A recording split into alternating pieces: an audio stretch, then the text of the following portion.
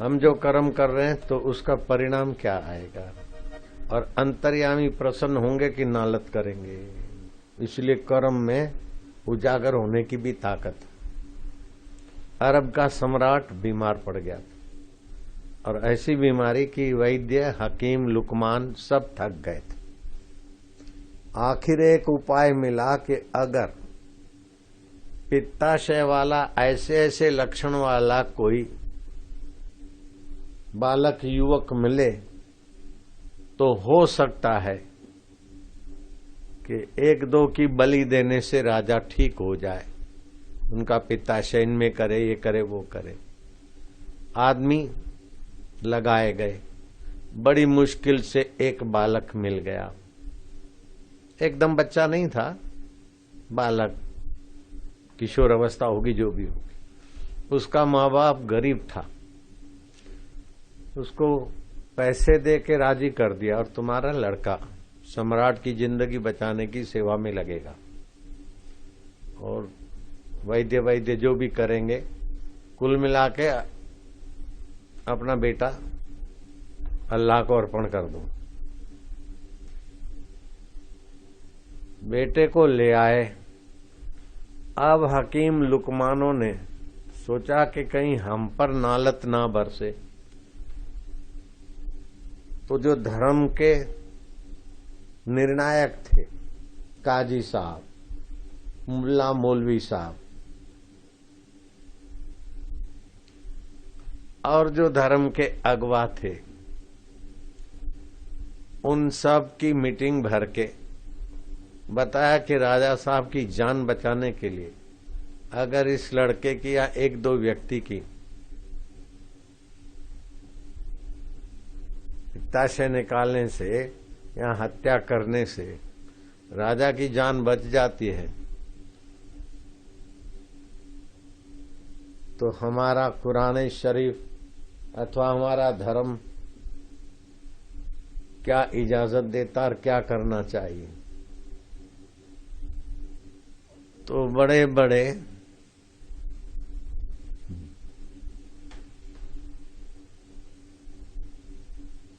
धर्म के निर्णायक लोग, देखा कि राजा है और ये राजा के मंत्री हैं, मंत्रियों को, राजाओं को खुश करने के लिए सबने मिलकर कहा कि राजा है तो प्रजा है, और राजा की जान बचती तो एक दो जान चली भी जाए तो इसमें कोई अल्लाह की तौहीन नहीं होती।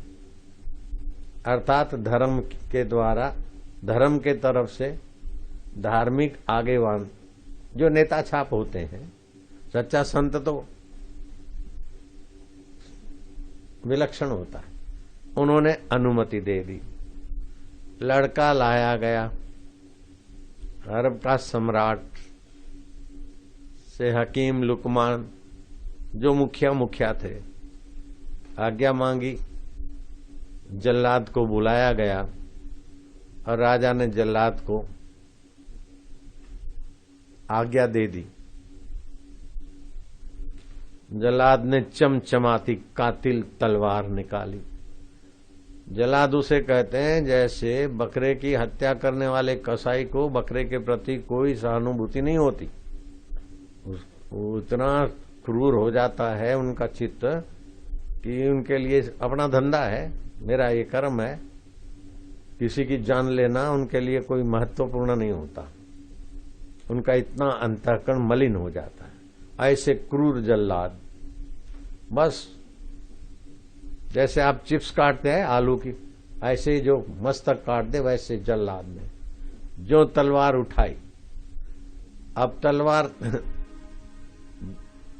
दूसरी मिनट में नहीं, 10-5 सेकंड में सिरोच्छेद कर देगी। वो तलवार निकली और लड़का हंस पड़ा। ऐसी हंसी कि माहौल सारा आश्चर्य के समुद्र में गोते खाने लगा। उस हंसी को देखकर राजा ने जल्लाद को झटके से इशारा करा, मत मारना। लड़के की हंसी गजब की थी। धर्म के निर्णायकों को, उलेमाओं को, काजियों को मुल्लाओं को, मौलवियों को, मानो उसकी आंखें और हंसी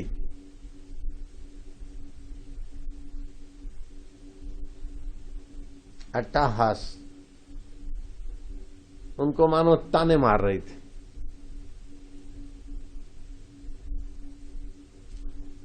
हंसी शांत हुई। राजा ने कहा, बालक, मौत चमचमा रही थी तलवार। 1 मिनट भी तेरे और मौत के बीच का फासला नहीं था। मौत सामने आती तो कोई गिड़गिड़ाता है, कोई तौबा करता है, कोई कुछ करता है। अब तुझे कह दिया गया कि अब जल्लाद तैयार है, अल्लाह को याद कर, सिर कुर्बान हो रहा है, और तुझे हंसी आ गई। ये वैचित्र्य हमसे बड़ा रहस्यमय जिज्ञासा करा देता है। क्या हुआ? इतनी हंसी, इतनी खुशी, आंखों में इतनी चमक, चेहरे पर इतनी आकर्षक खुशी।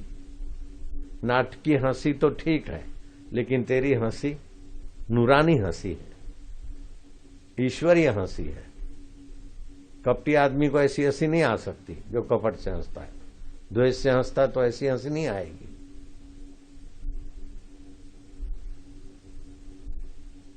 इश्क इलाही, इश्क मिजाजी, इश्क नूरानी वालों की हंसी और तेरी हंसी एक जैसी लग रही है।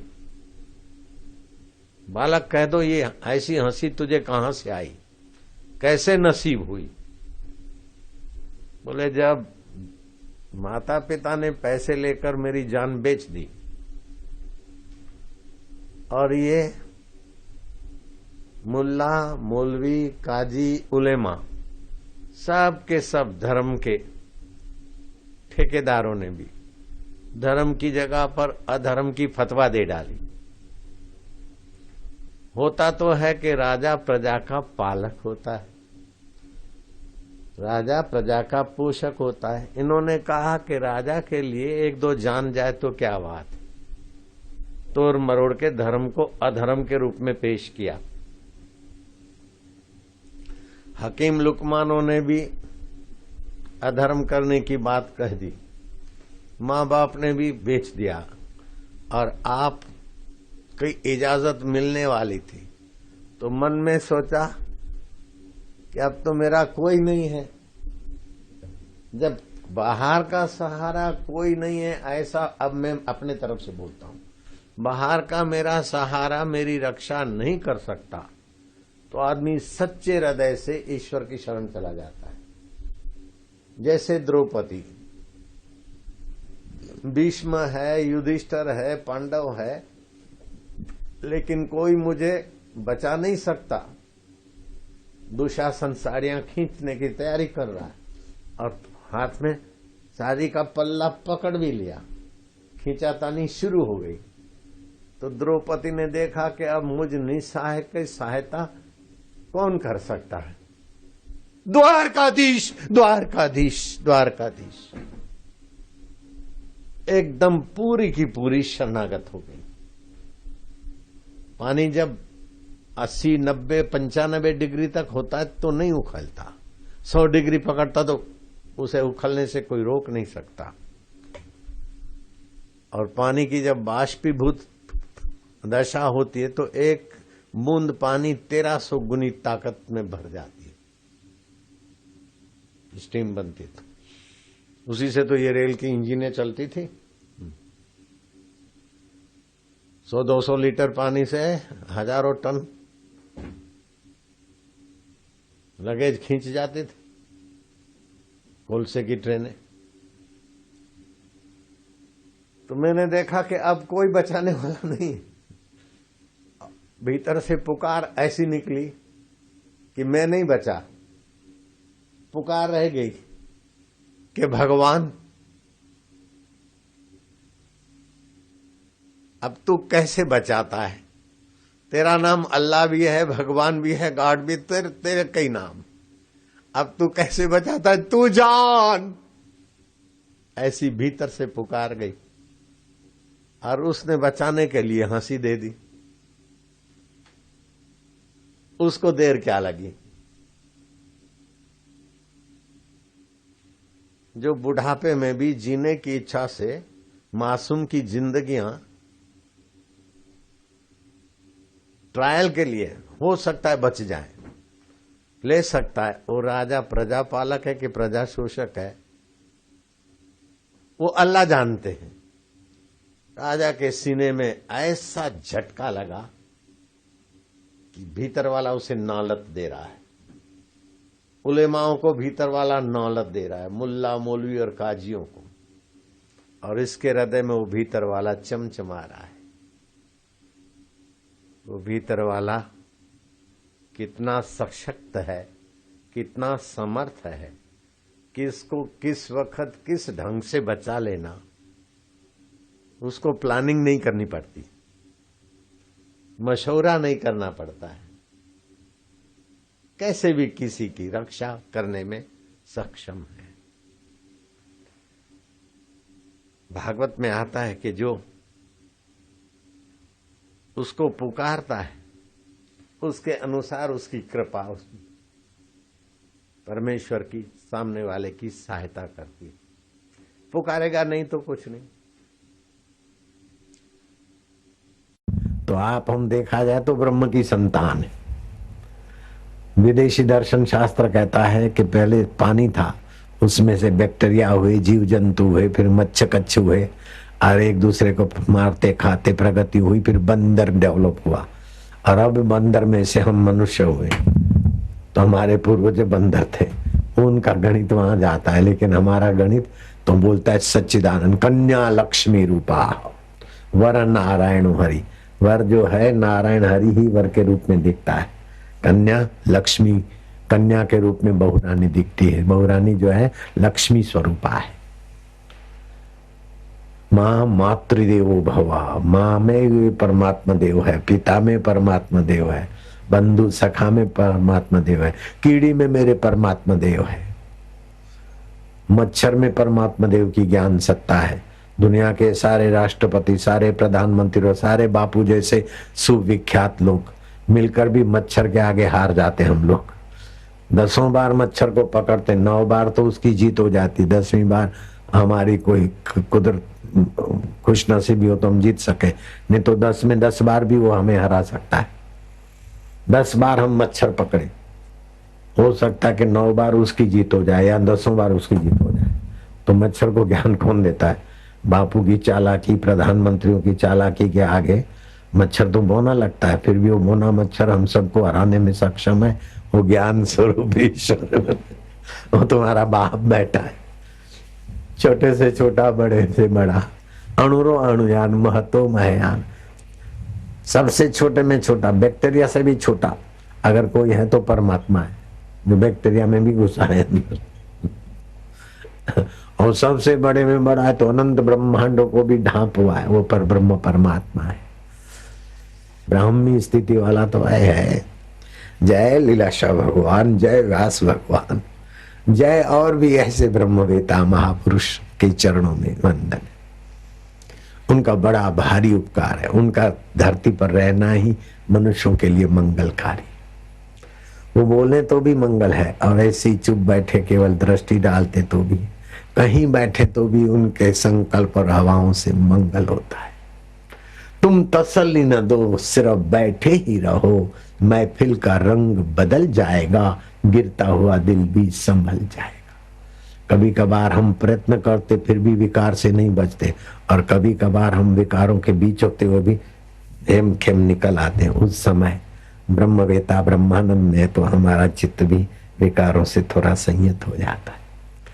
तो ब्रह्मवेताओं के ब्रह्मवेता भगवान नारायण चतुर्मास में समाधि में है, तो आपका शादी विवाह और सकाम कर्म वर्जित माना जाता है। सेवा सुमरण ध्यान आपको विशेष लाभ देगा। भगवान नारायण तो ध्यान मग्न रहते हैं, और नारायण तत्व में जगे हुए महापुरुष भी चतुर्मास में विशेष विश्रांति योग में रहते, उसका फायदा उठाना। आपाधापी के कर्मों से थोड़ा अपने को बचा लेना। और अपने जीवन में त्याग का सामर्थ्य लाना।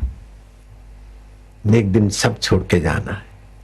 9 लखा हार खो गया, दासी दौड़ती आई, टोपना से टोपना 9 लखा हार गायब है। बोले अच्छा हुआ भला हुआ। उस समय के 9 लाख आज के 9 करोड़ हो सकते हैं। आधा घंटे के बाद वही नाचती हुई आई, पापा पापा पिता। पापा में गलती से बोला बाबा बाबा, अब्बा बाबा बोलते थे, पापा तो अभी गंदगी आई। बाबा बाबा हार मिली गयो। बोले अच्छा हुआ, सुट होते हो भला। संबंधी बैठा था कि 9 लाख का हार, उस समय 9 लाख 1 रुपए में पूरा परिवार पल जाए। अभी 1000 रुपया, तो 9 लाख को 1000 गुना कर दो, तो 9 लाख हार खो गया, तब भी बोले अच्छा हुआ भला हुआ, और जब मिल गया तो भी अच्छा हुआ भला हुआ। बोले एक दिन सब छोड़ना है तो भी छूट रहा है तो अभ्यास पड़ जाएगा ना, छोड़ते समय उसका आसक्ति नहीं होगी, सुमरन नहीं होगा, अच्छा हुआ। अब मिल गया तो बोले सेठानी राजी, नौकरानी राजी, पड़ोसन राजी। आनंद का अभ्यास करना चाहिए, गुरुदेव ने कहा है। मैं दुखी हूं, ये बुरा हुआ, ये भला हुआ, ये चक्कर में न पड़ो, हर समय आनंद का अभ्यास करो, क्योंकि तुम्हारा स्वभाव आनंद स्वरूप है, सच्चिद आनंद। सत्य सदा रहता है, मरने के बाद भी रहते हो। चित्त बुद्धि को ज्ञान देते हो, और आनंद, अपने आनंद स्वभाव का चिंतन करो। ऐसे ही शिष्य को देखकर गुरु के हृदय में उदारता आनंद उभर जाए और शिष्य का मंगल ही मंगल होने लगे। शिष्य को उठकर जाने की इच्छा ही न हो, गुरु का अपना स्वभाव ही बरसने लगे। ऐसे 12वें प्रकार के गुरु हैं। अब कितने प्रकार के गुरु आपको मिले हैं आप ही सोच लो। मेरे को तो मिल गए मेरे गुरुदेव। ओ मुनि का ये सब विस्तार है, और जो दिखता है उससे भी ज्यादा विस्तार है उनका। जहां जहां आपकी दृष्टि मेरी जाती उससे भी ज्यादा विस्तार। अनंत ब्रह्मांड भी उनके एक कोने में पड़े, ऐसे मेरे गुरुदेव। ओम गुरु ओम आनंद स्वरूपा। है मैं तो सौभाग्यशाली की पराकाष्ठा पर हूं कि मुझे ऐसे ब्रह्मवेता लीलाशाह प्रभु ने अपना मान लिया, स्वीकार कर लिया। नरेंद्र सौभाग्यशाली उस घड़ियों में हुए कि जब रामकृष्ण ने उन्हें स्वीकार कर लिया। शिवाजी उसी घड़ी परम भाग्यशाली हुए जब समर्थ ने उन्हें स्वीकार कर लिया। कुछ लोग ऐसी बेवकूफी करते, बापूजी मैं तुम्हारा हूं ना, मैं तुम्हारा हूं ना, बापूजी आपने स्वीकारा है। अरे संदेह क्यों करते हो, मैं तुम्हारी हूं ना बापूजी, मैं तुम्हारा हूं ना। अरे एक पूछकर अपना 50 क्यों दिखाते हो। हम सूर्य को कहें कि हम आपसे जुड़े हैं कि नहीं है, अरे वो सूर्य जाए, सूर्य मना भी करे कि आप मेरे से नहीं जुड़े, फिर भी हम सूर्य से जुड़े हैं। ऐसे ब्रह्मवेताओं से वो बोल दे तुम नहीं। कन्हैया बोलते हैं भैया तुम मेरी हो, माँ बोलती हूँ। कन्हैया बोलते हैं माँ ना बोलती फिर भी है। ऐसे गुरु बोल दे तुम हमारे नहीं हो, फिर भी हम हैं गुरु के। माँ की क्या ताकत है कि हमारे को अस्वीकार कर दे, बाप की क्या ताकत है अस्वीकार करे। अस्वीकार करने पर भी हम उनके हैं। ऐसी निष्ठा लाओ, अपना निष्ठा काम देती है।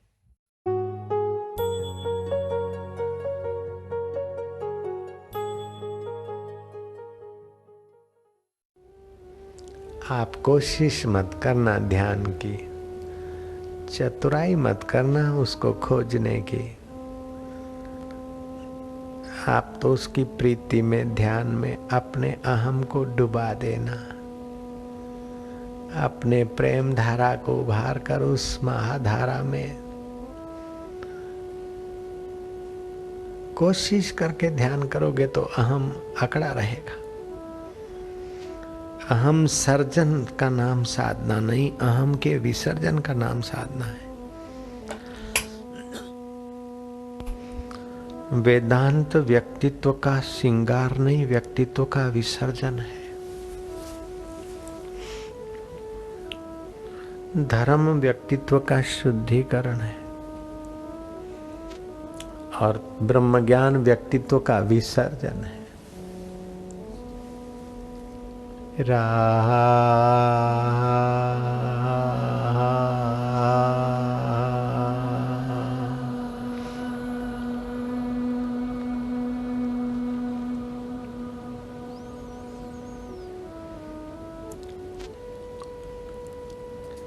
आज नवमी है,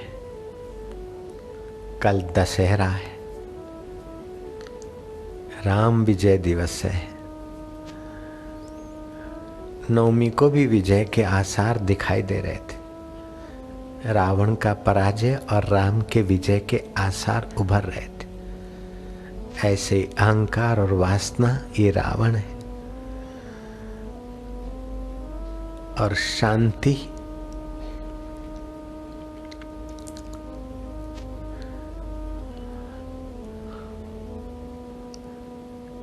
और आत्मनिष्ठा ये राम है। शांति रूपी सीता और तत्व अहम ब्रह्मास्मि रूपी राम, उनकी विजय की घड़ियां, अंतरंग राम की विजय की घड़ियां,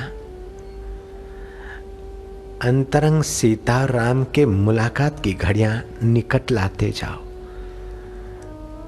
और रावण की विदाई की घड़ियां निकट लाते जाओ। आज नवम है, कल दशहरा है। बेमुहूर्त के मुहूर्त दशहरे के दिन सुबह अपना इन 4 बातों का संकल्प करके राम विजय का मुहूर्त पक्का कर लो। इसी जन्म में समता के सिंहासन पर बैठूंगा, राम राज्य होगा। मेरे अंतःकरण में रावण का राज्य था, वासनाओं का प्रभाव था, अब राम का राज्य होगा अयोध्या रूपी अंतःकरण में, तन में।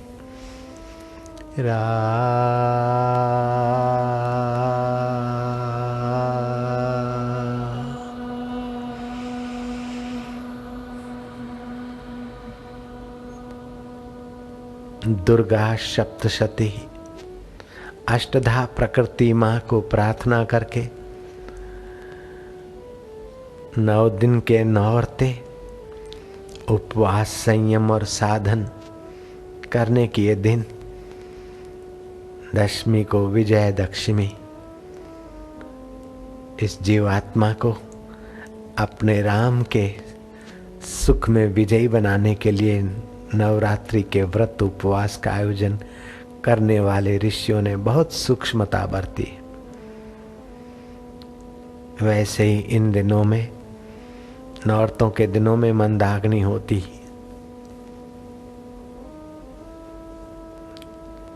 मंदाग्नि मंदाग्नि करके कोई देह की याद ना करे, व्रत उपवास करके ओज तेज से संपन्न हो।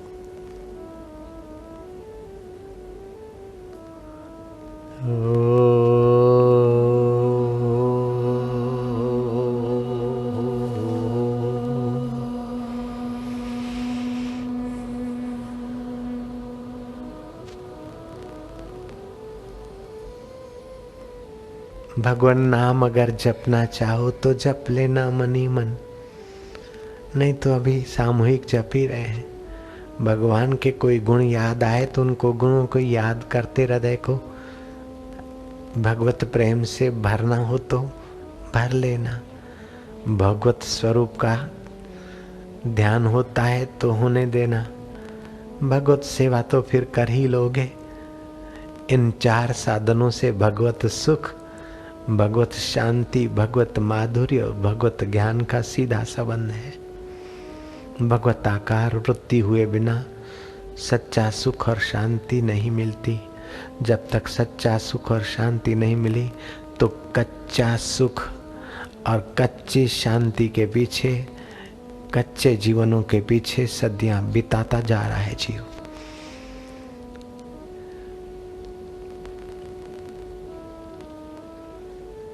हरि ओम।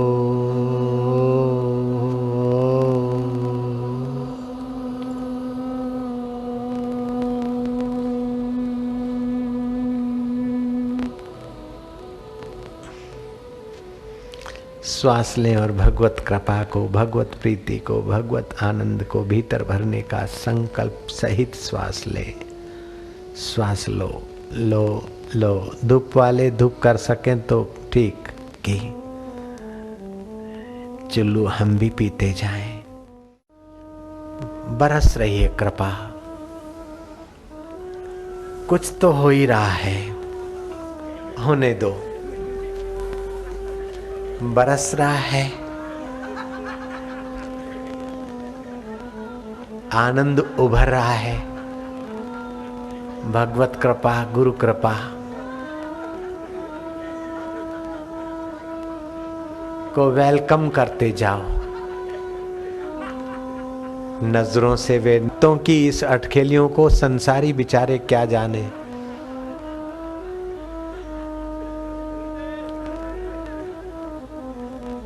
है ओ मेरे रब, तुम तो यहीं अपने अंतःकरण में ही ईश्वरीय सुख छलकने दो। वाग गदगदा द्रवते यस्य चित्तम हसति क्वचित। वो कभी हंसता है, कभी रोता है, कभी नाचता है, कभी लज्जा छोड़कर गुनगुनाता है। ये उद्धव, मेरी भक्ति से युक्त ऐसा मेरा भक्त त्रिभुवन पावन करता है।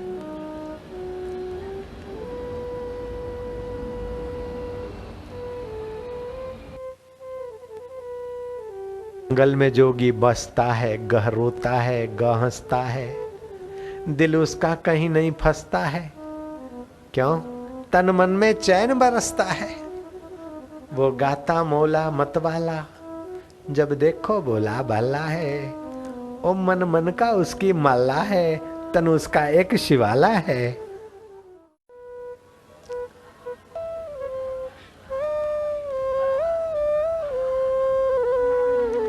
राम राम राम मेरे राम, राम राम मेरे राम मेरे राम, राम राम राम प्यारे राम, राम राम हरि मेरे हरि हरि हरि हरि प्यारे हरि हरि हरि हरि मेरे हरि हरि हरि हरि प्यारे हरि। 10 बातों पर ध्यान रखे वो व्यक्ति सचमुच में परमात्मा तक पहुंच ही जाता है। पढ़ते क्या है? इधर उधर का कचरा पट्टी पढ़ते हैं कि मैं कौन हूं, कहां से आया हूं, ईश्वर क्या है, मुक्ति क्या है, ईश्वर की और यौवन सुरक्षा आदि ये पुस्तक पढ़ते हैं कि नवल कथाएं पढ़ते हैं? क्या पढ़ते हो? पीते क्या हो? शराब पीते हो अथवा हल्का फुल्का पेय पदार्थ पीते हो कि सात्विक गंगा जल अथवा भगवान नाम लेकर जल को पवित्र बनाकर पीते हो? संग कैसा है? हाली मवाली खमण खाऊ का संग है कि संयमी और सुपाच्य भोजन की विधि जानने वालों का संग है? कैसे स्थान में रहते हो? हल्के स्थान में, हल्के वातावरण में रहते हो कि ऊंचे लोगों के बीच, ऊंचे स्थान में रहते हो? समय कैसा व्यतीत करते हो? चोरी में, जारी में, चुगली में, चिंता में, प्रमोशन में, एक दूसरे की टांग खींचने में, विरण झगड़ा में, अथवा परमात्मा के जप में, ध्यान में, शास्त्र विचार में समय कैसा व्यतीत करते हो? तुम किससे प्रभावित होते हो? शरणागति किसकी है? आवारा लोगों से प्रभावित होते हो? राजनेताओं से प्रभावित होते हो? दूसरों का शोषण करके अहंकार को पोषित करते ऐसे रावण और कंस के स्वभाव से प्रभावित होते हो कि दूसरों के दिल में ज्योत जगाने वाले, दूसरों के दिल को दिलबर से रंगने वाले सत्पुरुषों की शरण में हो कि कुपुरुषों के कुमार्ग की शरण में हो? चिंतन और ध्यान किसका करते हो? किसी लवर लवरियों का चिंतन और ध्यान होता है, नौकरी धंधे का, ध्यान होता है कि भगवान और भगवान के महापुरुषों के ज्ञान का चिंतन और ध्यान होता है। इसका तुम्हारे मन पर प्रभाव पड़ता है। तुम्हारी यात्रा इसी 10 संपर्कों के अनुसार ही होगी। अभ्यास किस बात का करते हो? भगवान नाम का अभ्यास करते हो, ध्यान का अभ्यास करते हो, मौन का अभ्यास करते हो, दान पुण्य का अभ्यास करते हो, सत्य बोलने का अभ्यास करते हो कि चलेगा चलेगा चलेगा। गुरु के द्वार पर आए, कुछ अच्छा मिला, बैटरी चार्ज हुई और फिर अभ्यास कैसा करते हो? जरा खा लिया अंडा, जरा पी ली चाय, जरा ले लिया रुश्वत, जरा कर लिया गड़बड़, जरा इसी अभ्यास से तुम्हारी वह आध्यात्मिक शक्ति तुम मारते हो कि वहां भी सतत अच्छा अभ्यास करते हो और आध्यात्मिक भूख बढ़ाते हो। तुम जप किसका करते हो? साबरी मंत्र का, तांत्रिक मंत्र का, कि गुरु ने, ब्रह्मज्ञानी गुरु ने आत्मविद्या का मंत्र दिया उसका जप करते हैं। इसका प्रभाव पड़ता है। संस्कार कैसे हैं? माता पिता, कुटुंब और बाल्यकाल कैसे?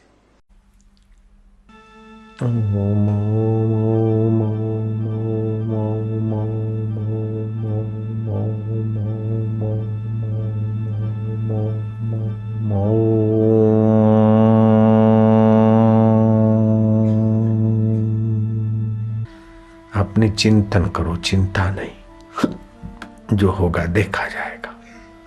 तत्परता से कार्य करो, बाकी फल की चिंता ना करो। चिंतन ईश्वर का करो, बेटी का, बेटे का, पड़ोसी का, इसका ज्यादा चिंतन ना करो। उमा कहूं मैं अनुभव अपना, सत्य हरि भजन जगत सब सपना। तो बाबा भजन क्या है? राग गाना भजन है, माला घुमाना भजन है? किसको भजन बोलते? बोले रसनम लक्षणम भजनम, जिससे अंतर्यामी परमात्मा का रस प्रकट हो, उसका नाम भजन है। चाहे शबरी भीलण बुहारी करते हुए गुरुद्वार पे अंतर्यामी रस का अनुभव करे, चाहे मीरा गुनगुनाते हुए रस का अनुभव करे, गौरांग हरि बोल करते रस का अनुभव करे, महावीर आंखें मूंद कर ध्यान करके अंदर परमात्मा के रस का अनुभव करे, कबीर जी सेवा करते हुए, ताना बुनते हुए भगवत रस का अनुभव करे। रसनम लक्षणम भजनम। शांत रस होता है, भाव रस होता है, विचार रस होता है और तात्विक रस होता है। शांत रस से सामर्थ्य की अभिवृद्धि होती है। अभी तुम शांत रस में डूब रहे हो। शांत रस से शक्ति का संचय होता है। भाव रस से दुर्भावों का शमन होता है और भगवत भाव से अंतःकरण भगवतमय होता है।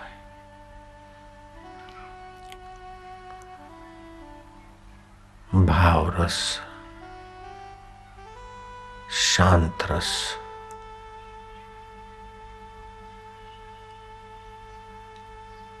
तत्व रस, साक्षी सोहम का,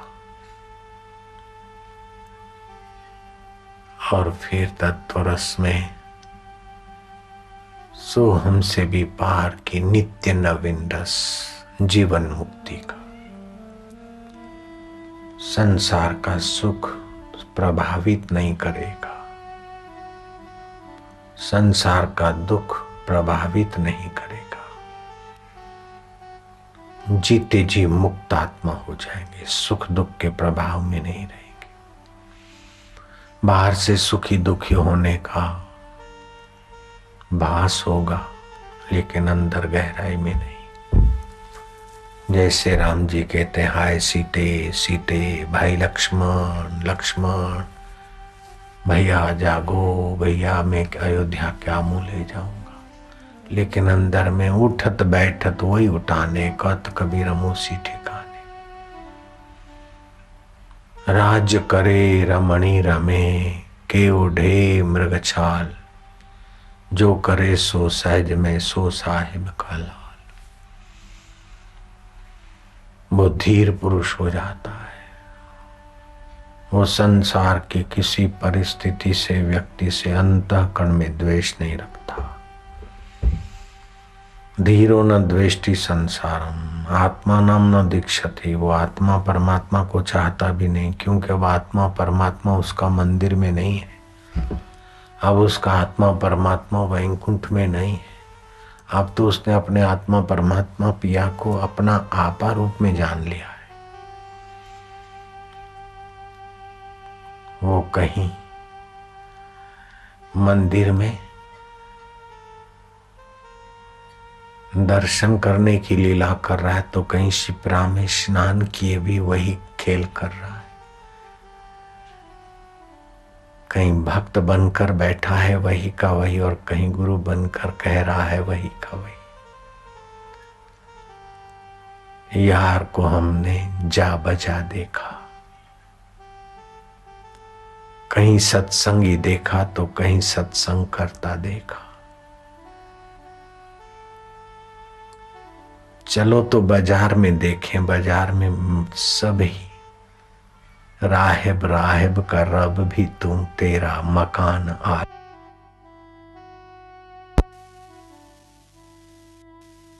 तो जरा समुद्र देखें, नजदीक से निहारे। समुद्र में सब ही लहरें, लहरों का लाल भी तू, तेरा मकान आला जहां कहां बसा है तू।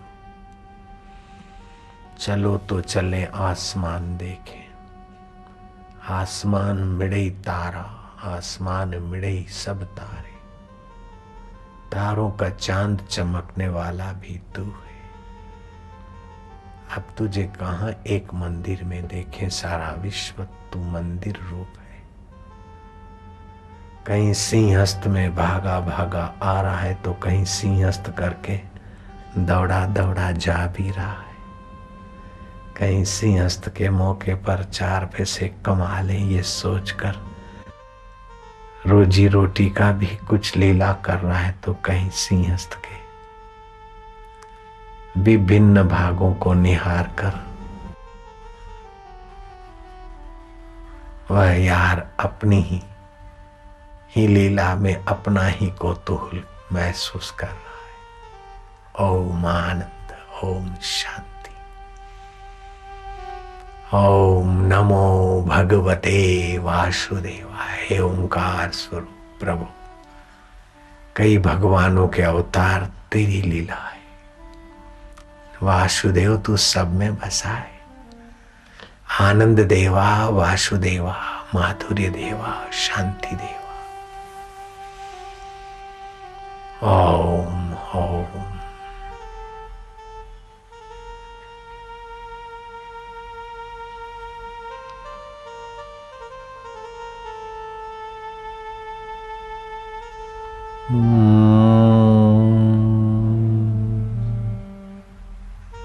ओम नमो भगवते वासुदेवाय। मन की चंचलता और वासना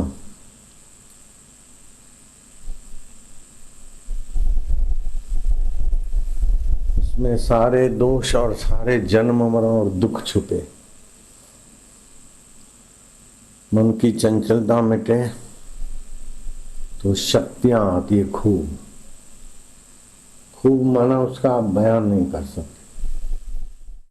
लेकिन एक वहां तकलीफ है, एकाग्रता है। लेकिन एकाग्रता को तुम वासना पूर्ति में लगाते हो तो कितनी भी एकाग्रता की शक्तियां आई, आखिर संसार की वासना तुम्हें थका देगी।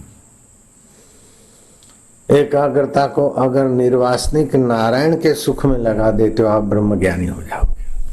उसमें इतनी एकाग्रता नहीं चाहिए कि पर्वत पहाड़ उगलने लग जाए। थोड़ी सी एकाग्रता और थोड़ी सी वासना निवृत्ति की समझ, बस 2 बातें आए। जो शबरी भीलन को मिला वो रावण को नहीं मिला। जो धन्ना जाट रहीदास और नानक जी को मिला वो हिरण्याकश्यप के पास नहीं। नानक जी यूं करे और हिरणपुर हो जाए, ऐसा नहीं होता था। फिर भी उद्देश्य ईश्वर प्राप्ति था। तो 3 स्वाभाविक वृत्तियां सबके अंदर है। एक तो निर्वाह की वृत्तियां, कैसे भी खाना पीना मिल जाए, कपड़ा मिल जाए, आवास मिल जाए। निर्वाह आराम से सबका होता है। फिर छोटा मकान, बड़ा मकान, बढ़िया खाना, सादा खाना, लेकिन निर्वाह हो जाता है। दूसरा होता है ख्वाहिशें, वासना, ऐसा मिले, ऐसा मिले, ऐसा मिले, ऐसा मिले। इसमें बड़ा धोखा छुपा है।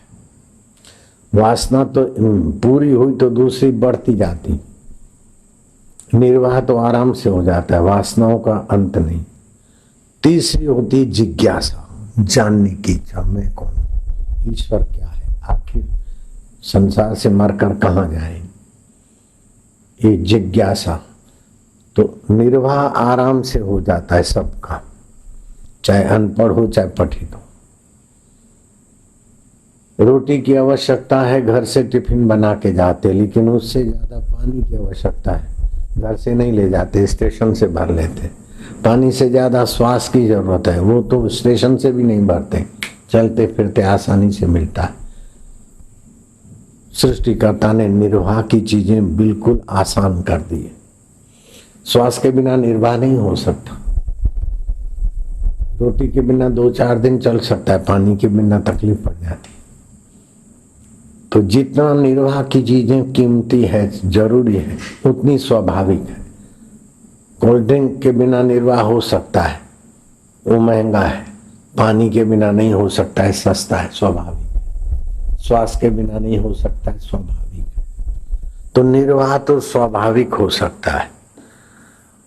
वासनाओं को कितनी भी पूरी करो, फिर बड़ी बड़ी बढ़ जाएगी। तो वासना में हार गए रावण। हिरण्याकश्यप को नरसिंह अवतार ने मारा और रावण को रामा अवतार ने मारा। इसलिए अपने जीवन में वासनाओं को, ख्वाहिशों को कम करो, निर्वाह करो, तो समय बच जाएगा। और वो समय बच जाए, उसको जिज्ञासा की पूर्ति में लगाओ। मैं कौन हूं? दुख आता है, कौन दुखी होता है, कौन सुखी होता है, सुखी और दुखी के बाद कौन रह जाता है, इसको जानो। रब क्या है, मैं कौन हूं, संसार क्या है।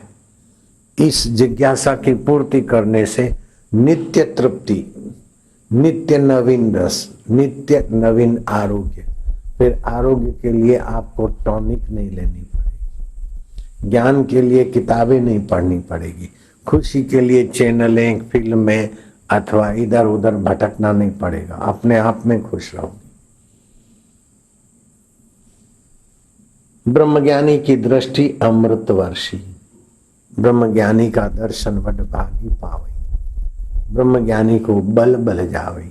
ब्रह्मज्ञानी की मत कौन बखाने, नानक ब्रह्मज्ञानी की गत ब्रह्मज्ञानी जाने।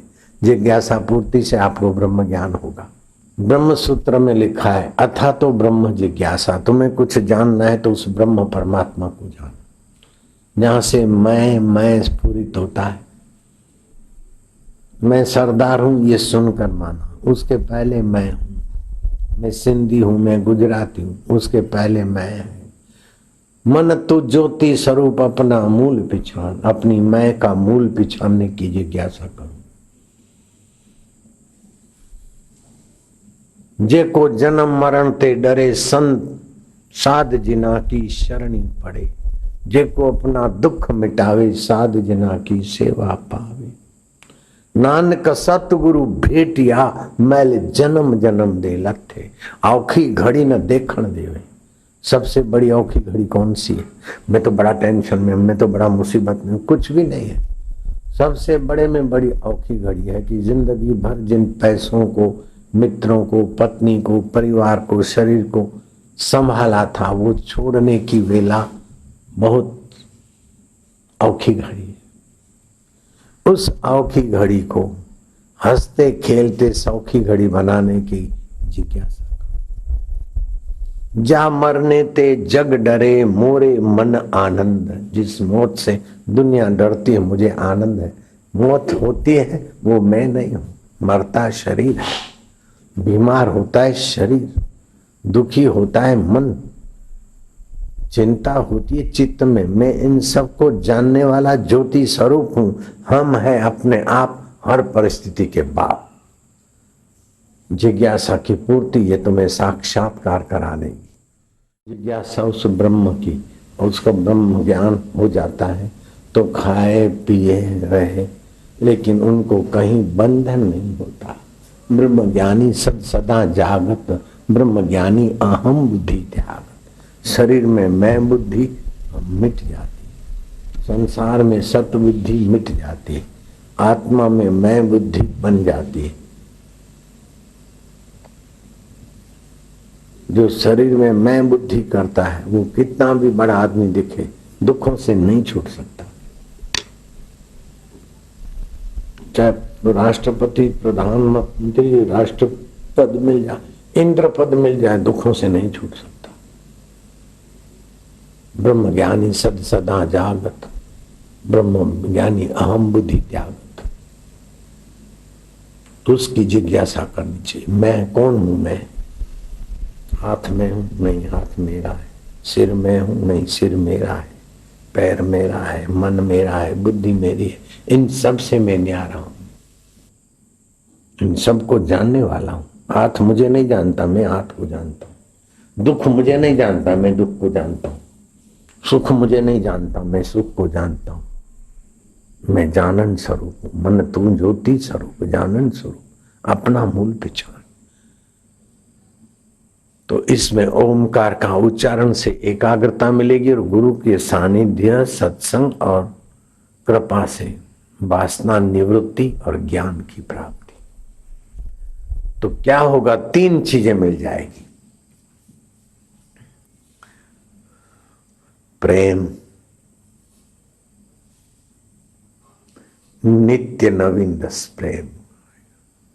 जहां सुख मिलता है ना वहां मन बार बार जाता है। तो ये सुख संसारी तो तबाह करता है। वो सच्चा सुख मिले, भांग भसूड़ी सुरा पान उतर जाए प्रभात, नाम नशे में नानका छका रहे दिन रात। वो ऐसा नित्य नवीन रस परमात्मा प्रेम, परमात्मा बोध, परमात्मा प्रीति मिल जाएगी। परमात्मा प्रेम, परमात्मा ज्ञान और परमात्मा प्रीति जिज्ञासा की पूर्ति से है। बहुत ऊंची बात सुन रहे हो आपने, घंटों भर इंतजार किया तो बदले में मिलता भी ऐसा है कि वर्षों भर इंतजार के बाद जो मेरे को मिला वो आपको घंटों भर इंतजार के बाद मिल रहा है। इसको पकड़ लो बस। ठंडी आई, गर्मी आई, दुख आया, सुख आया, मान आया, अपमान आया, अर्जुन ये तो होता रहेगा। उनको सहन करो, अपने को झंझट प्रूफ बनाओ। धरती के कंकड़ पत्थर तुम हटा नहीं सकोगे, लेकिन अपने पैर में जूते पहन कर कंकड़ प्रूफ, पत्थर प्रूफ, कांटा प्रूफ अपने पैर बना लोगे। ऐसे ही हृदय में ज्ञान का कवच पहन लो तो जन्म मरण प्रूफ भी हो जाओगे। वास्तव में जन्म तुम्हारा नहीं होता, मरण भी तुम्हारा नहीं होता। जिनका जन्म और मरण होता है वो तुम नहीं हो। और जहां तुम हो वहां जन्म मरण की दाल नहीं गलती। जहां राग और द्वेष है वहां तुम नहीं हो। जहां तुम हो वहां राग द्वेष प्रवेश नहीं कर सकता। अपने अंतःकरण में गुरु ज्ञान, व्यास जी के ज्ञान का कवच धारण कर लो बस। तुम्हें भगवान बनाना नहीं है, दुनिया को बदलना नहीं है, भगवान के पास जाना नहीं है, भगवान को यहाँ बुलाना नहीं है। जिन्होंने मन कल्पित भगवान बनाए हैं वो भले मन कल्पित देवता, मन कल्पित भगवान, मन कल्पित सुख, मन कल्पित स्वर्ग विष्ट देखते रहे, लेकिन सच्चाई तो ये है कि ये मन कल्पित भगवान, मन कल्पित सुख दुख से वास्तविक सत्य का कोई संबंध ही नहीं है। ये व्यास पूर्णिमा इतना ऊंचा ज्ञान देती है कि मन कल्पित तुम्हारी सुख दुख की और भगवानों की, अल्लाहों की, गॉड की जो भी मान्यता है तो मानते रहो, लेकिन पूर्ण निर्दुख नहीं हो सकते। पूर्ण निर्दुख होना हो तो अपने पूर्ण तत्व का सत्संग सुनो, अपने पूर्ण तत्व का स्वभाव सुनो, अपने पूर्ण तत्व को पहचानने की जिज्ञासा करो। कठिन नहीं है। सौदागर ने हाथी लेना बेचना का धंधा किया था, दूसरे सौदागर ने घोड़े, खच्चर और गधे दोनों अपनी अपनी दुकानदारी करते, नौकर चाकर रखते। शाम होती, रात होती तो सौदागर अपने नौकर को कहते कि माल बांध दे। नौकर क्या करता है, एक ही रस्सी खच्चर के पैर में बांध एहसास करा के फिर दूसरे खच्चर के पैर में भी एहसास कराता। रस्सी का टुकड़ा एक ही होता, सभी खच्चरों को, घोड़ों को, गधों को एहसास करा देता कि हम बंध गए। वहां हाथी वाला बड़े बड़े हाथी और छोटी सी रस्सी से कैसे बंधे, छोटी सी जंजीर से कैसे बंधे। महावती क्या कर रहे हो? बोले हमारे मालिक जानते हैं, ये हाथी छोटे थे ना तब से इसी रस्सी से बांधते। फिर उन्होंने थोड़ा हिले चाले, उनको महसूस हो गया कि बंधन है, अब छूट नहीं सकते, तो उसी रस्सियों से काम चलता है हमारा। नहीं तो इससे 10 गुनी ताकत वाली रस्सी ये तोड़ सकते हैं, लेकिन उनके मन में बैठ गया है कि अब हम बंधे हैं। और ये खच्चरों और घोड़ों को भी महसूस हो गया। एक नया मुलाजिम रखा था, उसको बोला माल को ले आओ। माल मना घोड़े, गधे, खच्चर। वो लकड़ियां मारते मारते टकारते टकारते चले ही नहीं, इधर से उधर, उधर से उधर, वहीं टोला। अरे लाओ, बोले मालिक चलते नहीं। अरे बोले रस्सी खोलो, बोले बंधी नहीं है। बोले जैसी बांधी थी पंजू ने, ऐसा छक्कू तू खोल दे। वो पंजू जो तेरा साथी था ना, उसने जैसे रात को रस्सी बांधी, वही रस्सी ले जाकर उनके पैर को महसूस कराओ के खुल गई। 10-20 को महसूस कराओ और फिर हैकू करेंगे, बाकी के मानसिकता मान लेंगे कि हम खुल गए, और फिर पूरे का पूरा टोला खुल गया। ऐसे ही तुमको लगता है हम दुखी हैं, ये तुम्हारी कल्पना से बंधे हो। हम परेशान हैं, हमारा कोई नहीं है। हम सुखी हैं, ये भी बंधन है। अरे बोले सुख, अरे जेल में डाल दो। जो साधारण आदमी है लोहे की जंजीर डाल दो, और कोई सम्राट है तो उसको सोने की हथकड़ियां डाल दो। हथकड़ियां सोने की हो चाहे लोहे की हो, हथकड़ियां हथकड़ियां हैं। ऐसे बंधन चाहे दुख का हो चाहे सुख का हो, बंधन तो बंधन है। जो सुख सुविधा की आदत पड़ गई, जरा हट गया तो दुखी हो जाओगे। बंधन है, मैं इसके बिना नहीं रह सकता हूँ, मैं इसके बिना नहीं रह सकता हूँ, ये मान्यता की रस्सी। सभी के बिना तुम रह सकते हो, तुम्हारे बिना सभी व्यर्थ हो जाते। तुम हो तो तुम्हारा हाथ का महत्व है, तुम हो तो तुम्हारे मन का महत्व है, तुम हो तो इन चीजों का महत्व है।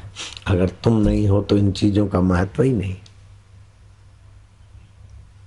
तुम शरीर के साथ तादात्म्य करते तो शरीर का महत्व है, नहीं तो इसको जलाने ले जाएंगे। तुम महत्वपूर्ण हो, अपनी महिमा को जानो। तुम सतरूप हो, तुम चेतन रूप हो, तुम आनंद रूप हो, तुम ज्ञान रूप हो। तुम्हें मौत कभी नहीं मार सकती, भगवान भी तुम्हें नहीं मार सकते। मरेगा तो पंच भौतिक शरीर मरेगा, बदलेगा। मन, बुद्धि, अहंकार और पंच भौतिक अष्टधा प्रकृति है, ये तुम नहीं हो। तुम इन सबसे न्यारे हो। मन बदलता है उसको तुम जानते हो, बुद्धि बदलती है उसको तुम जानते हो, अहंकार बदलता है उसको तुम जानते हो। मैं दुखी हूँ, वही अहंकार कहता है मैं सुखी हूँ।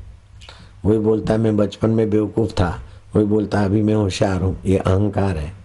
जो बोलता था बेवकूफ़ था और अभी होशियार हूँ, इन दोनों की गहराई में कौन है, उसको खोजो। बुद्ध के पास आया कोई एक किसान, उसने अपना दुखड़ा रोया। बेटे कहना नहीं मानते, बहुएं मन चली है, पत्नी सुना अनसुना कर देती, मौसम खराब रहता है, खेत में जितना डालो उतना कम, लौट के आने की उम्मीद से कम आता है। समाज में बड़ी बुराई बढ़ गई। लोग मनुष्य ऐसे हैं वैसे हैं। उसने बुद्ध के आगे अपना दुखड़ा रोया। बुद्ध शांत भाव से सुनते गए।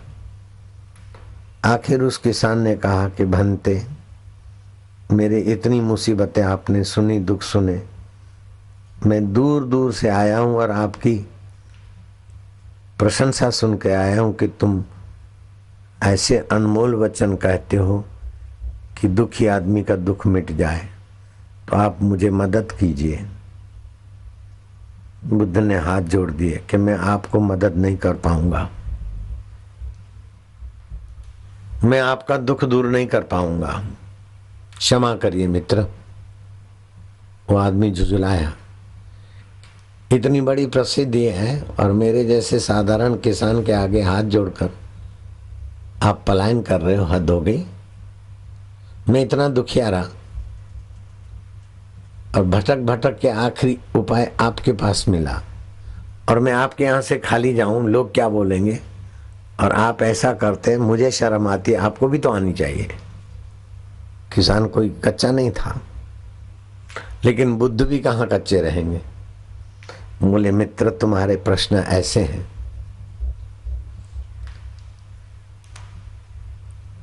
कि मैं तुम्हारे दुख दूर नहीं कर पाऊंगा। 83 तुम्हारे प्रश्न है, एक 84वां भी लगा दूं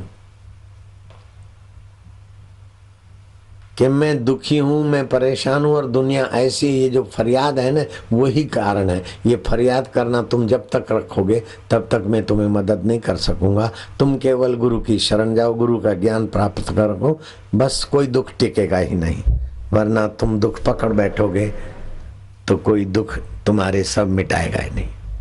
बहुओं को ठीक कर देवे, बेटियों को ठीक कर दे, मौसम को ठीक कर देवे, ऋतुओं को ठीक कर देवे, ये संभव नहीं है।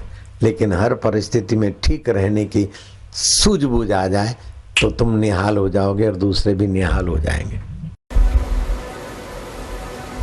महामोह का नष्ट करने वाला और दिव्यता उभारने वाला भगवान वासुदेव का मंत्र जपेंगे और वासुदेव में ही मन वास करने लगे, हृदय निखरने लगे। खूब प्रेम पूर्वक और धैर्य से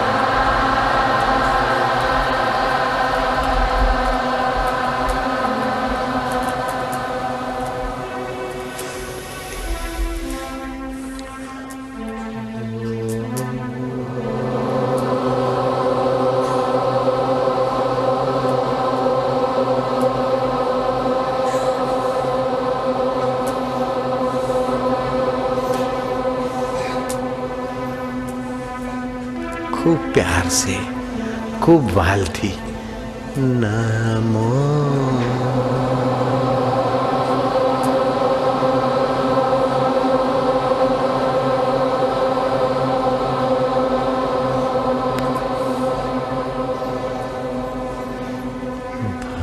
भगवते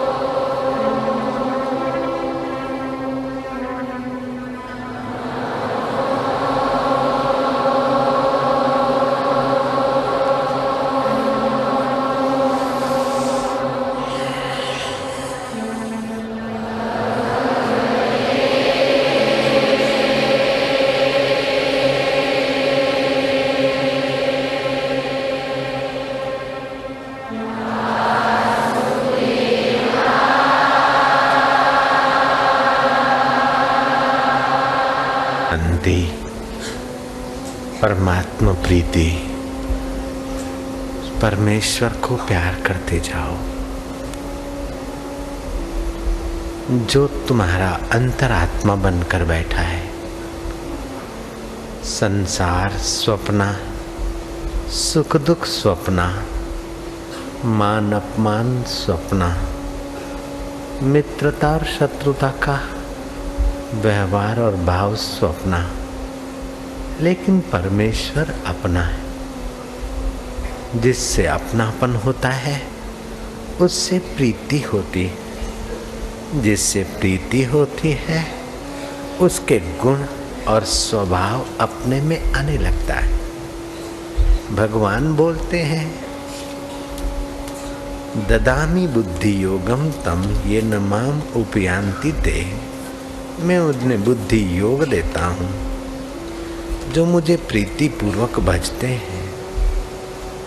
मयासक्त मना पार्थ योगम युञ्जन मदाश्रयाः असंशयम समग्रम माम यथा ज्ञाससि तत्सृणु।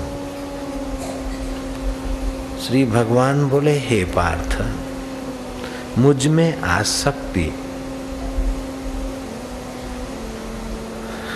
मुझ में आसक्त मन वाला, मुझ में आसक्त होकर मेरा भजन करने वाला,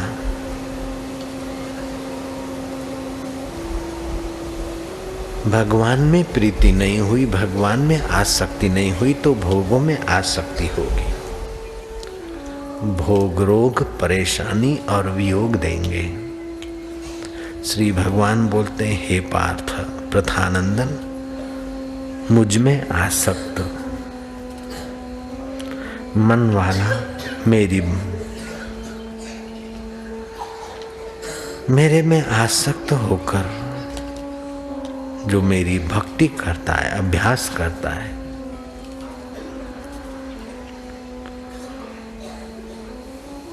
ऐसा मेरे समग्र स्वरूप को जान लेता है, समग्र स्वरूप को पा लेता है। जिसमें मेरापन उसमें प्रीति, प्रेम अपनेपन में होता है। अपनापन दो प्रकार का होता है, ये मकान अपना है, ये दुकान अपना है। नश्वर जड़ वस्तुओं को अपनापन से हम अपना मानते हैं, और दूसरा चैतन्य को अपना माने। तो चैतन्य पति पत्नी पुत्र इनमें अपना, उसमें भी एक आदि भौतिक रूप होता है, एक वास्तविक रूप होता है। जो वास्तविक स्वरूप है पिता में, पुत्र में, पत्नी में, उसमें अपनापन होने से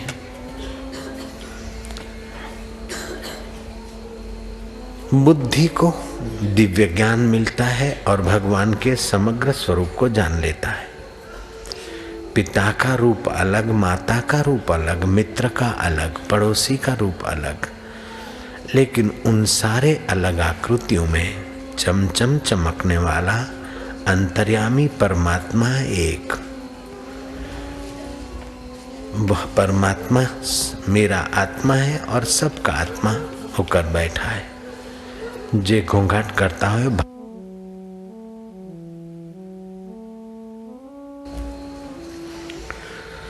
भगवान में अपनापन, ये वास्तविकता है, और शरीरों में अपनापन ये कल्पना है। ये मेरा भाई है, ये कल्पना है। ये मेरी जाति है, मेरी कल्पना है। ये मेरा पड़ोसी है, कल्पना है। लेकिन पड़ोसी के गहराई में, मित्र, पुत्र, पिता की गहराई में जो चैतन्य है वो मेरा अपना आत्मा है। ये सच्चाई है। इस प्रकार जो भगवान को प्रीतिपूर्वक भजते हैं, भगवान में आसक्त होते हैं, जैसे जिसमें प्रीति आसक्ति होती वो उसी को जहाँ तहाँ ही देखना चाहता और याद करता है। जिसकी बुद्धि शुद्ध हो जाती है, भगवान नाम जपने से, भगवत ध्यान करने से, भगवत प्रेमी संतों का संग सत्संग करने से उनकी बुद्धि में भगवत प्रेम और भगवत मिलन की भावना, भगवत तत्व को जानने की इच्छा होती। वैसे लोग जहाँ तहाँ अपने पिया को देखने में, विचारने में सफल हो जाते। जो जिसका चिंतन करता है उसका स्वभाव, उसके गुण उसमें उभरते। तो हमारा चित्त परमेश्वर चैतन्य का चिंतन करे। जैसे रामचंद्र जी माता को प्रणाम करते हैं, पिता को प्रणाम करते हैं, गुरु को प्रणाम करते, तो माता में, पिता में, गुरु में जो आत्मा भगवान है उसकी भावना करके प्रणाम करते हैं, तो राम जी का अपना भगवत तत्व उभरता आया।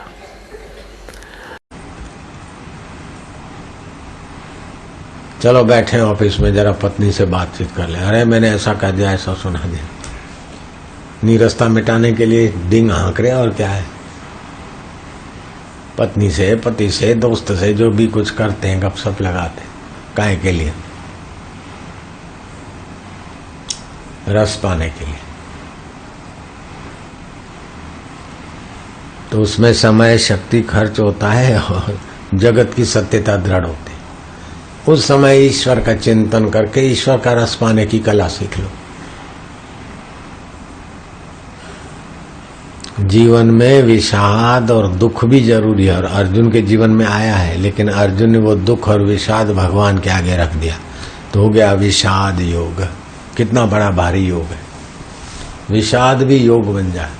तो भगवान के आगे चर्चा करो न, किसी को सुनाकर कब तक रोते रहोगे। भगवान को कह दो, महाराज हम तो ये चाहते, ऐसा हो गया, ऐसा हो गया। अब उनमें भी तुम ही हो, यहाँ भी तुम ही हो, लेकिन तुम्हारी महिमा तुम जानो महाराज महाराज। ऐसे करके नीरसता भगवान के साथ गपशप लगाने में लगाओ। ये भी एक तरीका है।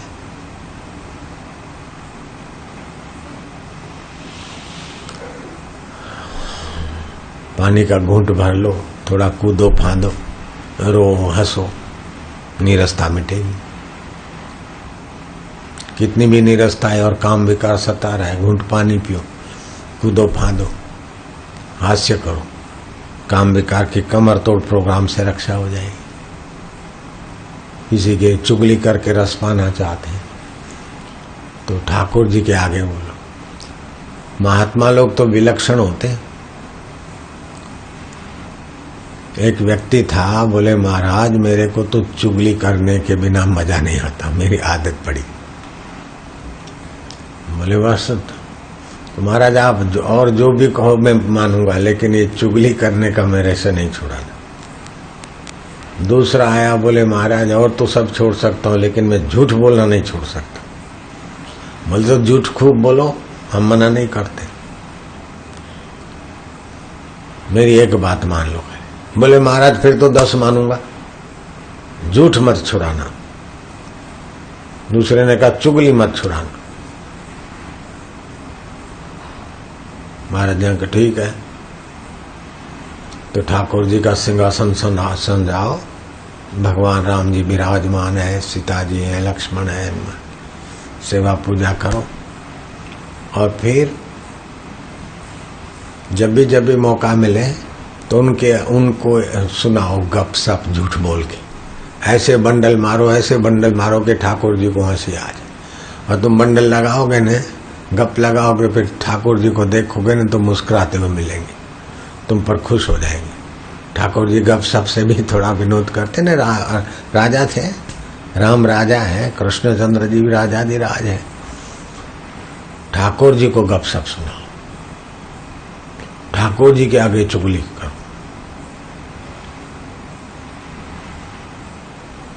तीसरी एक बाई आई कि मेरे को तो पति मर गए और मैं जवान हूं, मेरे को आंख बंद करती तो पति पति दिखते। मैं तो भगवान का भजन नहीं, मेरे को पति दिला दो। अब वो तो शमशान में उसकी हड्डियां आई, गंगा जी में चली गया, पति दिला दो। बोले तेरे को पति दिला दें, वो कर दें, लेकिन तो ये सब हो जाएगा, लेकिन तू पहले हमारी बात तो मान। बोले बाबा बोल दो। बोले ऐसा करो, ठाकुर जी की सेवा शुरू करो। और फिर पति दिखे तो एक तरफ तो पति जी खड़े हैं और दूसरे तरफ ठाकुर जी खड़े। तुम देखती जाओ, मेरे पति ठाकुर को देख रहे, ठाकुर जी पति को देख रहे। ठाकुर जी उनको बोलते हैं आओ, तुम्हारा पति बोलता है आओ, आपस में दोनों खड़े हैं। तू अपने पति की कल्पना और ठाकुर जी की कल्पना जोड़ दे। ऐसे करते करते कभी कभी तू देखेगी तो पहले जितनी दूरी थी पति में और ठाकुर जी में उतनी फिर नहीं दिखेगी। धीरे धीरे ठाकुर जी कुछ खिसकेंगे, कुछ तेरा पति खिसकेगा, तू देखती रहेगी। तो अच्छा महाराज ऐसा होगा कि हाँ होगा। भावना वाले व्यक्ति थे, और देखते रहे, आंखें बंद करे तो ठाकुर जी के दिखे, पति दिखे, ठाकुर जी दिखे। ऐसे करते करते करते करते समय की धारा में मानसिकता तो नीरसता जो थी पति के अभाव की वो मिट्टी और रस आने लगा। एकाग्रता और अनासक्ति हो गई। काम विकार में तो आसक्ति थी, अब वो राम जी आ गए ना, तो जहाँ राम तहाँ नहीं काम। तो नीरसता मिट्टी, और देखते देखते नीरसता मिट्टी तो सरसता आई, तो संकल्प साकार हुआ। और सचमुच में पति का चित्र और ठाकुर जी का चित्र कैसा क्या लीला हुई, उसके संकल्प से कैसे हुआ। देखा कि पति ठाकुर जी में मिल गए। अब तो मेरे पति जी ठाकुर जी स्वरूप है, पति जगत के पति मेरे पति हैं। ओम राम राम राम राम राम। हाँ, महाराज ने बाकी थोड़ा सत्संग का धक्का लगा के पार कर दिया, चुगली वाले को पार कर दिया, गप लगाने वाले को पार लगाने। तो आपके जीवन में भगवान को धर दीजिए आगे।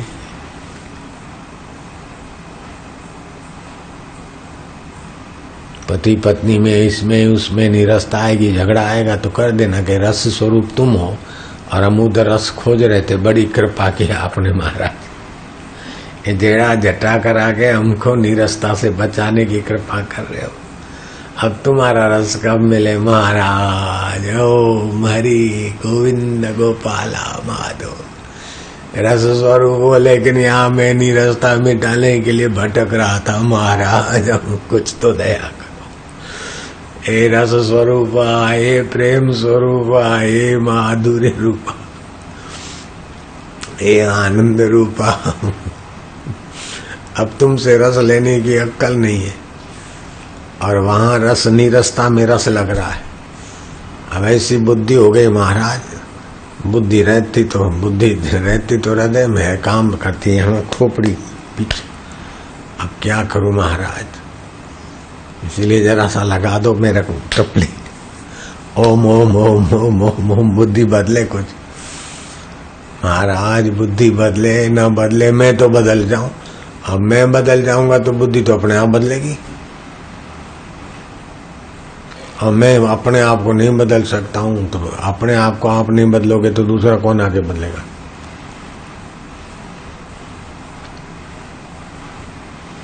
और बदलने में कोई मेहनत नहीं है।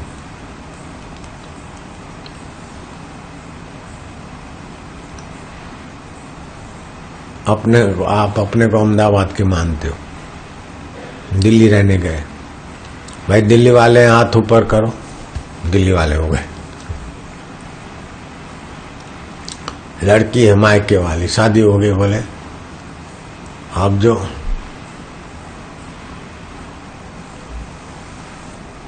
फलानी जाति के हैं तो फलाने नाम वाले हैं, वही तो आज तक तो बोलती थी कि हमारा घर है, फिर बोलती है तो मेरे माँ बाप का घर है, मेरा घर तो ये है। अपने को पति का मान लेती है, नहीं मानती। पति के माहौल का, पति के कुल खानदान का अपने को मानती है। बहू आती है ना तो वो दादियां, बड़ी सासुएं कहती अरे इस पर आई जाए को क्या पता, लेकिन उनको पता नहीं कि हे सासू, हे दादी, हे नानी, तू भी पराई जाई होके ही आई थी, अभी नानी बन गई, दादी बन गई, तू भी पराई जाई थी। अरे ये पराई जाई को क्या पता, घर संभालती नहीं है, तो तू कोई इस घर की जाई है क्या? तू भी किसी पराई जाई हो क्या अब अपना घर मानती? तो बहू तो है पराई जाई, लेकिन सासू की सासू समझते कि हमारा घर बिगाड़ देगी पराई जाई। तो मान्यता ही तो है ना, पराई जाई खुद भी थी लेकिन अब अपना हो गया।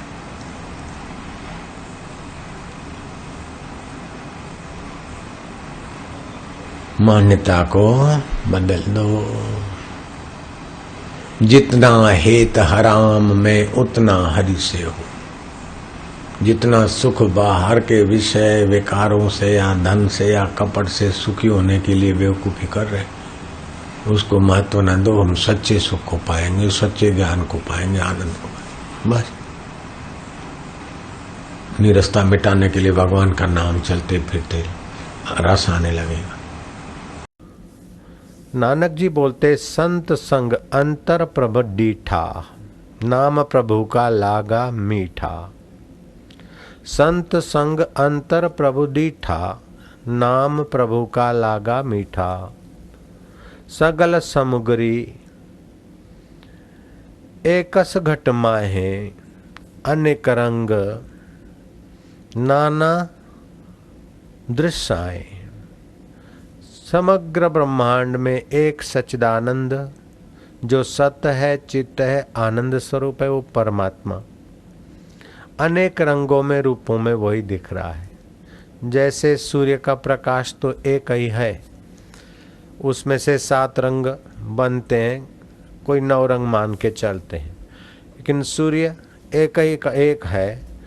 उस सूर्य की सत्ता से अनेक फूल, अनेक रंग बेरंगी डिजाइनें, अनेक फल, अनेक विटामिन्स वाली वस्तुएं पैदा हो जाती है।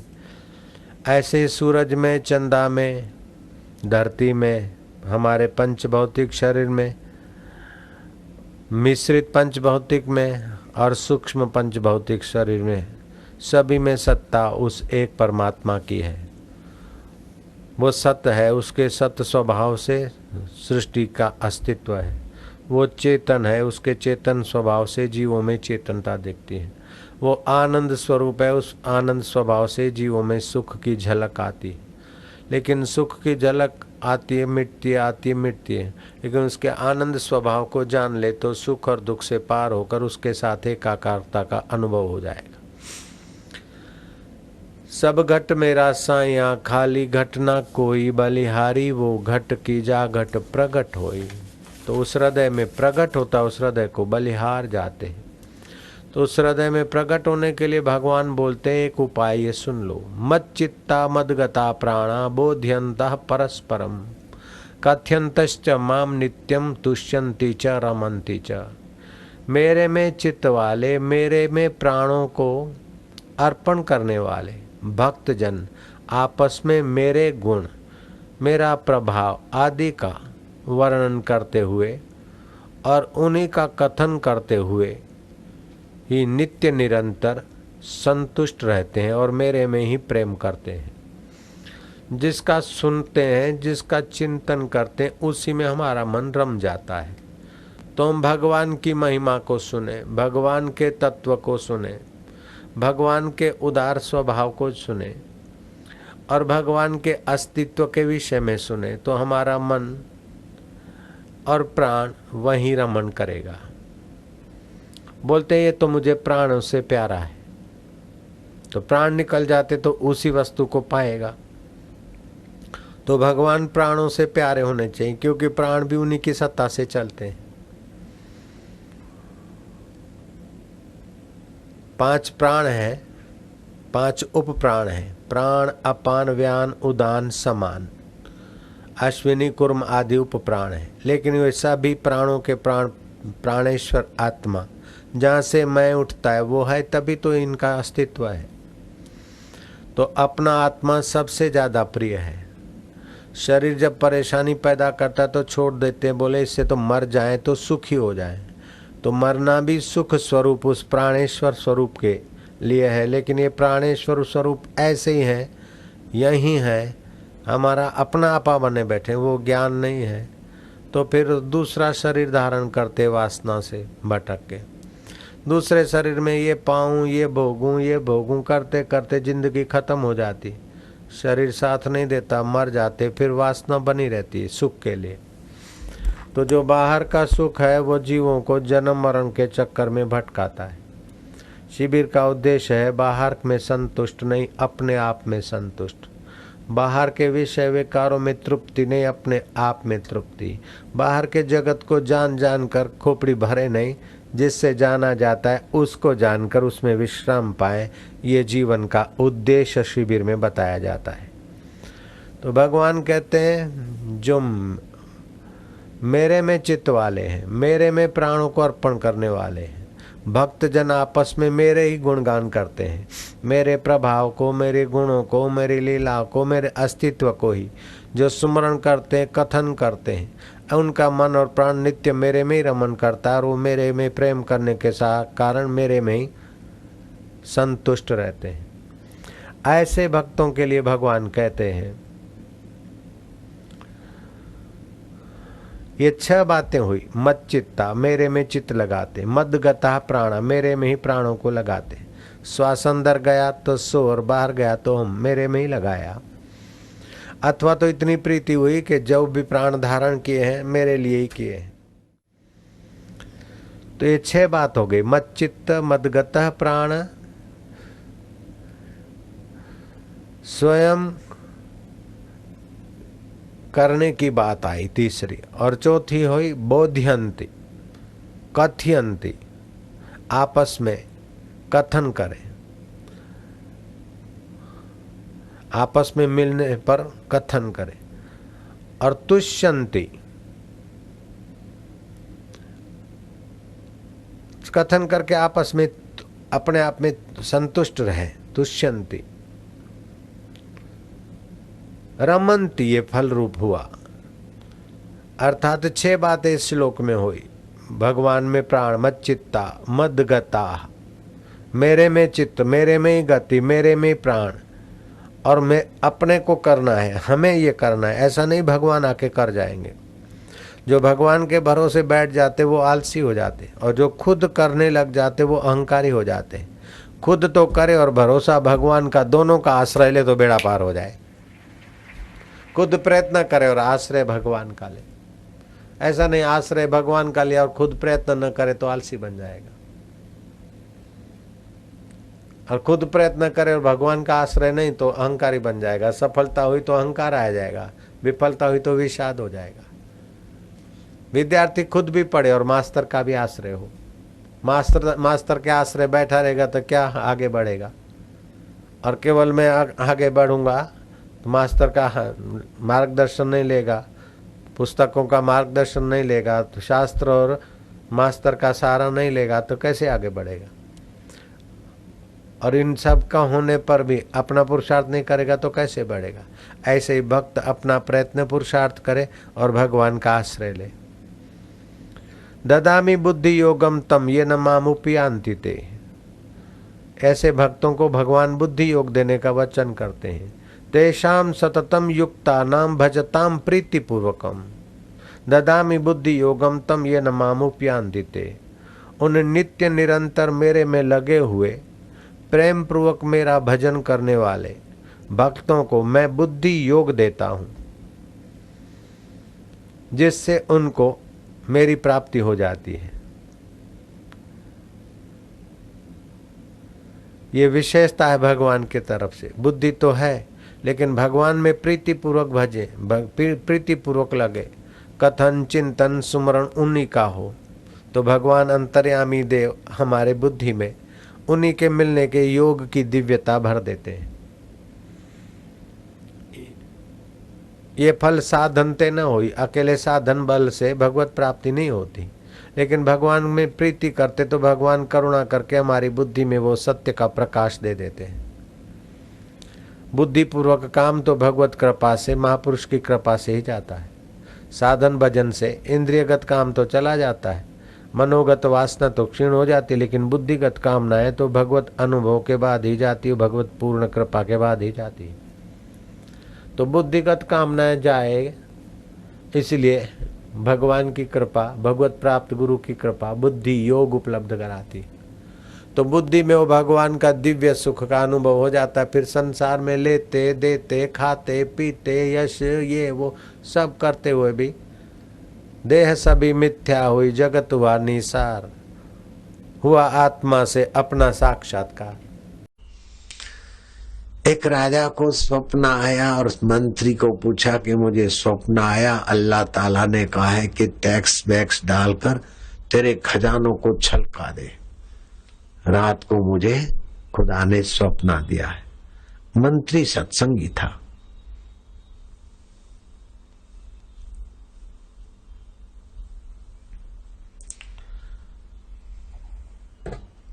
मंत्री सत्संगी था।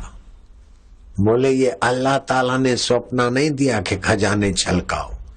अल्लाह ताला स्वप्न देते तो लगता कि ये जो खजाने हैं वो भी छोड़ के मरोगे, इसलिए ज्यादा टैक्स न डालो और पब्लिक को, प्रजा को अपने संतान की नहीं पूछो।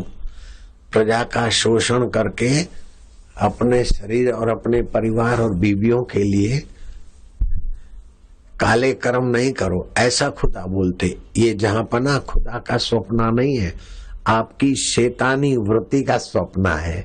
आपके मन में जो शैतानियत भरी है ना, उसका है। अब वो राजा तो सत्संगी था नहीं।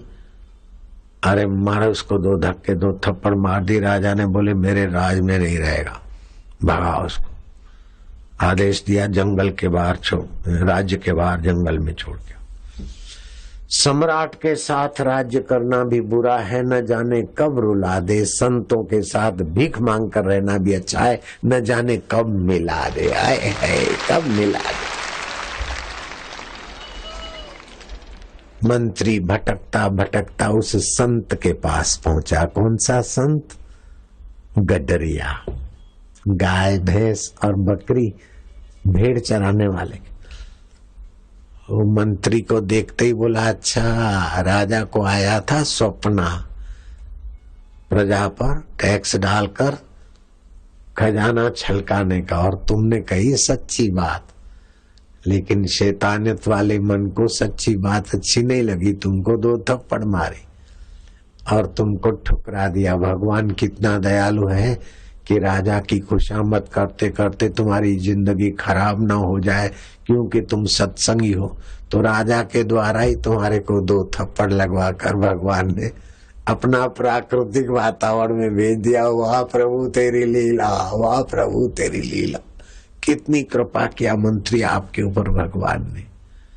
मंत्री दंग रह गया कि ये गडरिया है कि परम योगी है, ये कौन महापुरुष है, मेरी सारी बात जान गया। जो आप भगवान में मन लगाते तो आप के दोष चले जाते, तो स्वाभाविक शक्तियां हैं आपकी। जैसे आंख स्वाभाविक देखती है, कान स्वाभाविक सुनते, ऐसा चित्त स्वाभाविक समझ लेता है कई बात। मेरे पास कोई आते और मैं बोलता हूँ तुम्हारे को ऐसा ऐसा है, तुम्हारे घर में पत्नी को ऐसा है, फलाना ऐसा, तो एक दंग रह जाते।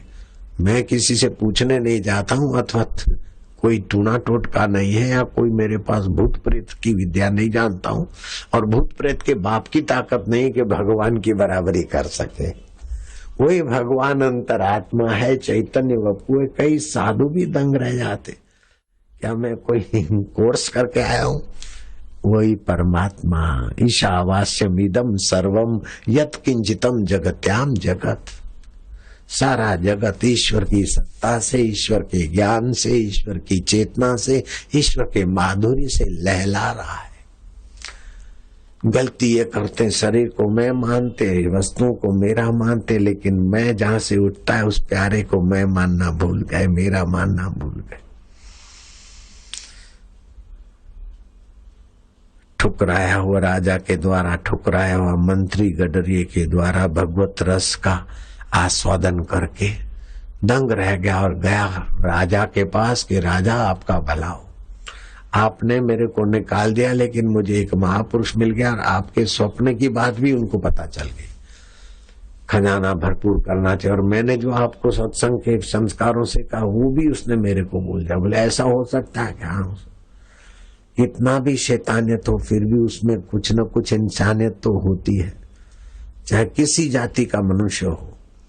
जन्मजात कोई बुरा नहीं है। बुरे से बुरा व्यक्ति भी गहराई से परम अच्छे की संतान है। खराब से खराब आतंकवादी तुम कह दो, लेकिन मैं कहूंगा उसमें भी इलाही नूर है।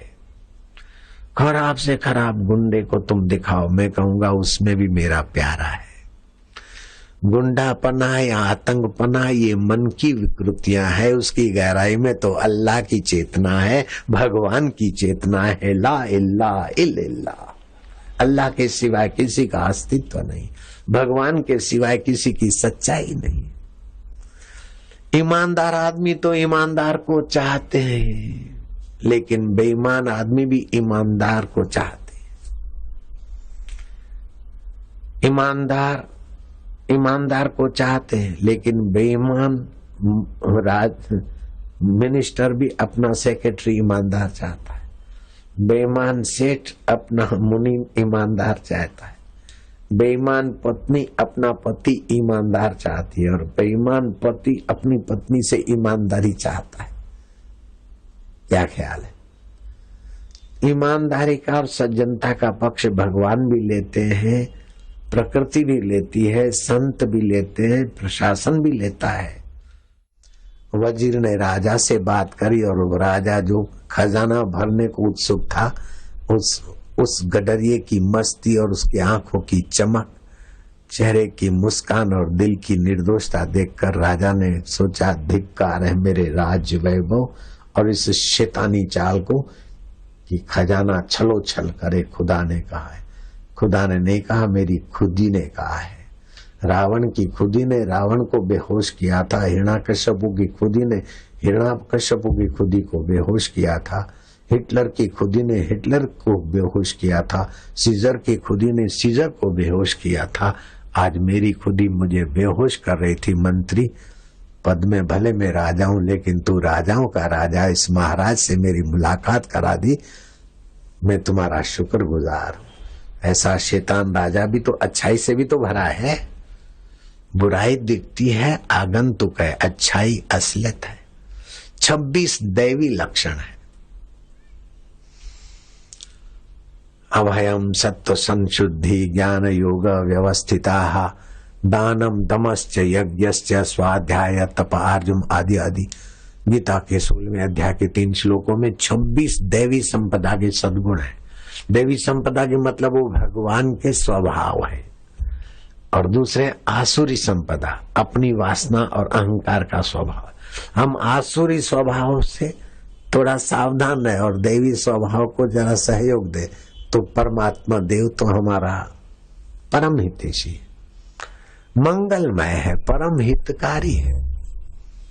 सत्संग में आने से एक एक कदम चल के आते एक एक यज्ञ करने का फल होता है।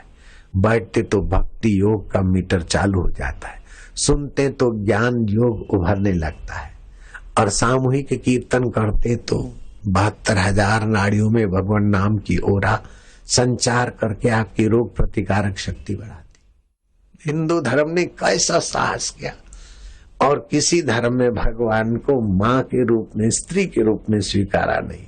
लेकिन हिंदू धर्म की क्या विशेषता है, अरे माता में भी वही चेतना है तो पिता में भी वही है, तो खाली पुरुष पुरुष ही भगवान है तो स्त्री में कौन है? हुआ है क्या?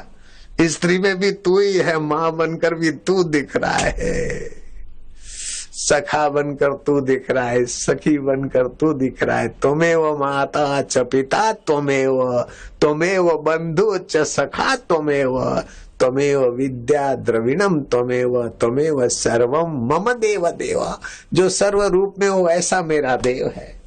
गडरिये का सत्संग सुनकर राजा भी पावन हुए। सत्संग सुनने से कान पवित्र, मन पवित्र, बुद्धि पवित्र, भाग्य की रेखाएं पवित्र होने लगती। किसी का बेड़ा पार करना हो उसको ब्रह्मज्ञानी गुरु के सत्संग में ले जाओ, और किसी की 7 पीढ़ी बर्बाद करनी हो तो संत की निंदा करने की तरफ उसको लगा दो। 7 पीढ़ियां देर सबेर तबाही की तरफ जाएगी।